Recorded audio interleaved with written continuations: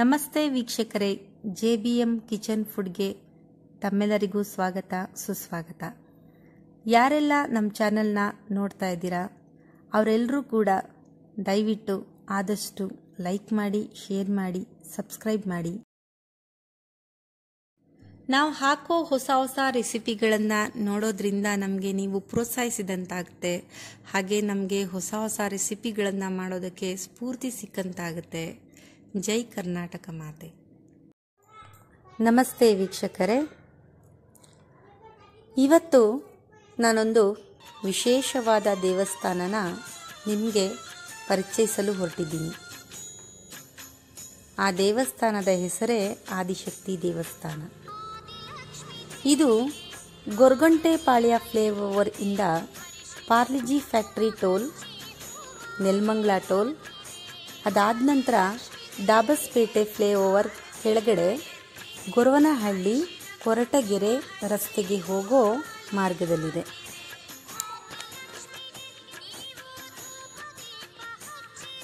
ಗೊರವನಹಳ್ಳಿ ದೇವಸ್ಥಾನದಿಂದ 12 ಕಿಲೋಮೀಟರ್ ಆದರೆ ತುಮಕೂರಿನಿಂದ 18 ಕಿಲೋಮೀಟರ್ ಆಗುತ್ತೆ.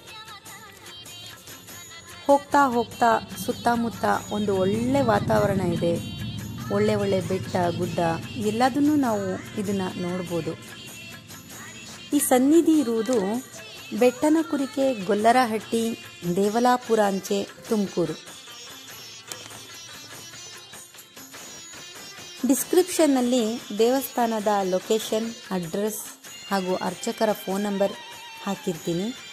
ಇದ್ರ ಮುಖಾಂತರ ನೀವು ಅವ್ರನ್ನ ಕಾಂಟ್ಯಾಕ್ಟ್ ಮಾಡ್ಬೋದು.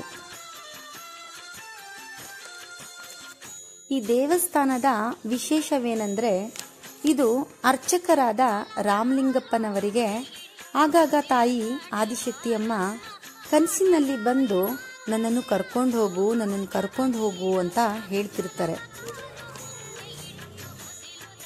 ಇದೇನಪ್ಪ ತಾಯಿ ಕನಸಲ್ಲಿ ಬಂದು ಕರ್ಕೊಂಡೋಗು ಅಂತ ಹೇಳ್ತಾ ಇದ್ದಾರಲ್ಲ ಅಂತ ಅವರು ಒಂದ್ಸತಿ ದಿಗ್ಭ್ರಾಂತರಾಗ್ತಾರೆ.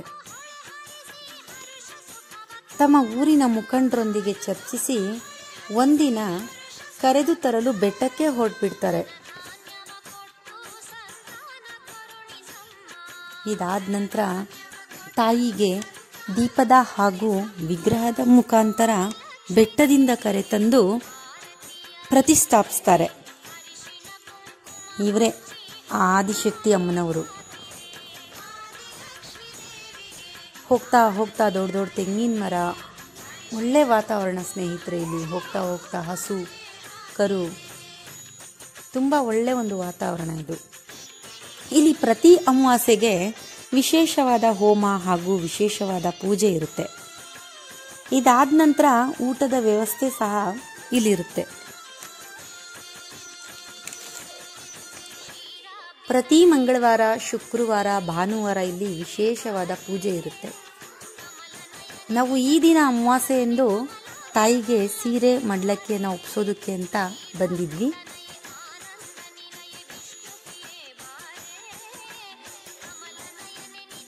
ಇಲ್ಲಿ ಬಂದು ದರ್ಶನ ಪಡೆಯುವ ಪ್ರತಿ ಭಕ್ತರಿಗೂ ಅವರ ಕೋರಿಕೆಯನ್ನು ತಾಯಿ ಆದಿಶಕ್ತಿ ಈಡೇರಿಸುತ್ತಿದ್ದಾರೆ.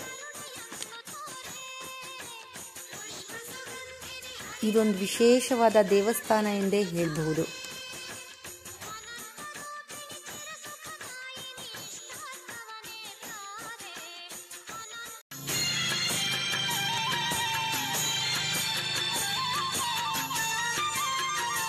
ನೋಡಿ, ವಿಶೇಷವಾದ ಪೂಜೆ ಈ ಸಾನ್ನಿಧ್ಯದಲ್ಲಿ ನಡೆಯುತ್ತೆ.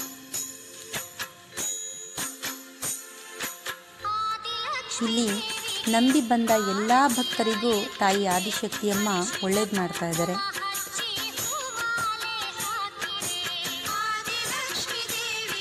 ನೋಡಿ, ಎಡಗಡೆ ದೀಪ ಉರಿತಾ ಇದೆ. ಅಲ್ಲಿ ಅಮ್ಮ ವಿಶೇಷವಾಗಿ ಒಂದು ವಿಗ್ರಹದ ಮೂಲಕ ದರ್ಶನವನ್ನು ಅಮಾವಾಸ್ಯೆಯೆಂದು ಕೊಡ್ತಾರೆ.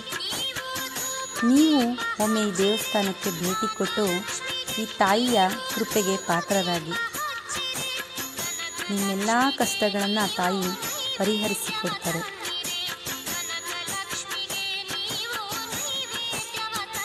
ಅಮಾವಾಸ್ಯೆ ಅಂತೂ ತುಂಬ ಅಂದರೆ ತುಂಬ ವಿಶೇಷವಾದ ಪೂಜೆ ಇಲ್ಲಿ. ಭಕ್ತರು ಅಧಿಕವಾಗಿ ಸನ್ನಿಧಿಗೆ ಬರ್ತಾ ಇರ್ತಾರೆ.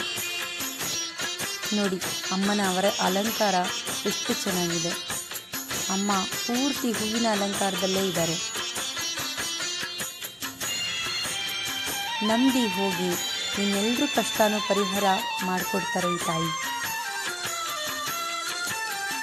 ನಾವು ಸುಮಾರು 5-6 ವರ್ಷದಿಂದ ಈ ಸಾನ್ನಿಧ್ಯಕ್ಕೆ ಬರ್ತಾ ಇದ್ದೀವಿ. ತಾಯಿಯ ಕೃಪೆಗೆ ಪಾತ್ರರಾಗಿದ್ದೀವಿ.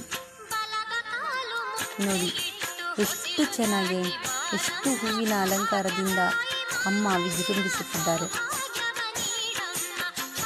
ಒಮ್ಮೆ ನೀವು ಕೂಡ ಭೇಟಿ ಕೊಟ್ಟು ಅಮ್ಮನ ಕೃಪೆಗೆ ಪಾತ್ರರಾಗಿ ಸ್ನೇಹಿತರೆ. ನೋಡಿ ದೀಪದ ಹತ್ತಿರ ತಾಯಿಯ ವಿಗ್ರಹ ಕೂಡ ಕಾಣ್ತಾ ಇದೆ. ನೋಡಿ ಎಷ್ಟು ಚೆನ್ನಾಗಿ ಅಲಂಕರಿಸಿದ್ದಾರೆ. ಹೂವಿನ ಅಲಂಕಾರದ ಮೂಲಕ ತಾಯಿ ಹೆಂಗೆ ಕಂಗೊಳಿಸ್ತಾ ಇದ್ದಾರೆ ನೋಡಿ. ನೋಡಿ ಅಮ್ಮನ ಮುಖ ನೋಡಿ ಎಷ್ಟು ಅಂದರೆ ಎಷ್ಟು ಚೆನ್ನಾಗಿ ಕಾಣ್ತಾ ಇದೆ. ಅಲ್ಲಿ ಮೂಲ ವಿಗ್ರಹ ಇರೋ ಸ್ಥಳ ಇದು. ನೋಡಿ ಆದಿಶಕ್ತಿ ಅಮ್ಮನವರು ಮೂಲ ವಿಗ್ರಹ ಇದು. ಮೊದಲಿಗೆ ಬಂದು ಇಲ್ಲಿ ಅಮ್ಮನವರು ನೆಲೆಸಿರುತ್ತಾರೆ. ಒಂದು ಸತಿ ನೀವು ಭೇಟಿ ಕೊಟ್ಟು ಅಮ್ಮನ ಕೃಪೆಗೆ ಪಾತ್ರರಾಗಿ ಸ್ನೇಹಿತರೆ. ಹೆಚ್ಚಿನ ಮಾಹಿತಿಗಾಗಿ ದೇವಸ್ಥಾನದ ಅರ್ಚಕರಿಗೆ ನೀವು ಕಾಂಟ್ಯಾಕ್ಟ್ ಮಾಡಿ. ನಾನು ಅಡ್ರೆಸ್ನ ಡಿಸ್ಕ್ರಿಪ್ಷನ್ನಲ್ಲಿ ಹಾಕಿರ್ತೀನಿ.